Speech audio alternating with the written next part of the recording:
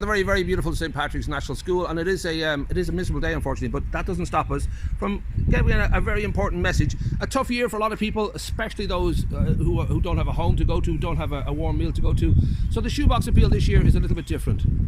Absolutely, Paul. So we as a school here have decided to get behind a community project, and that is collecting for the Lighthouse in Pearse Street, which gives 300 meals to homeless people every day of the week. So a huge charity that we really want to get behind and help. So we're getting the children to help us collect, and indeed the people in the wider community, some things for care packages to go out to the homeless this year. So we're going to give each homeless person a rucksack, and in the rucksack we're going to have various things.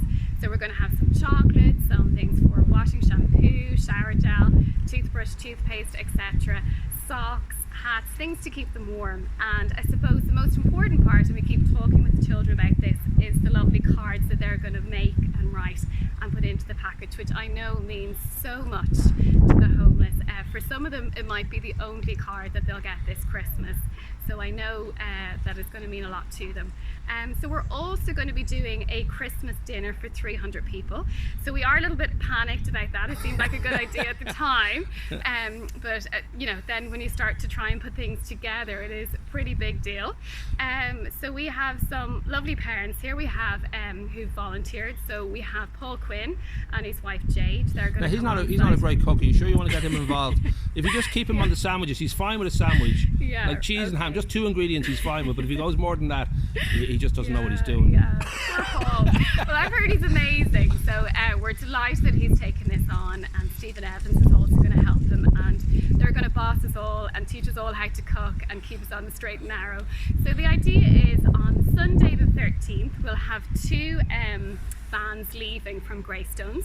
One will have, all portioned out, a Christmas dinner in it, so 300, as I said, all packed up ready to go, and the other van will have 300 rucksacks in it with lots of nice goodies for the homeless. So what we should say to people is that there's 1 or 2 things here. There will be collection boxes outside, like hamper boxes outside St. Patrick's Church here in Greystones, and also the Newcastle Parish. So if you have anything at all that you want to drop off, that would be the places to go, and again, any kind of thing that you would like to wake up to on Christmas morning, whether it be food or treats or clothes or whatever you feel is a good gift. But then we're also asking people if they have any new or newish rucksacks or backpacks, because we're talking about 300 of them, so it's not like you're just going to find those lying around anywhere. So if anybody has anything in that line, they could drop that in. And the third thing, which I should say, is that anybody who like the beautiful Mr. Quinn and Simon can help in regard to cooking those dinners or doing anything part of the Christmas dinners, they can email christmaslighthouse2020@gmail.com, and we'll put that email up there. So there's kind of like 1 or 2 things going on here that people can help in so many different ways, and just a little gesture would make a huge difference to these 300 people, and could be more, because I'm guessing there is such a demand at the moment for this kind of service.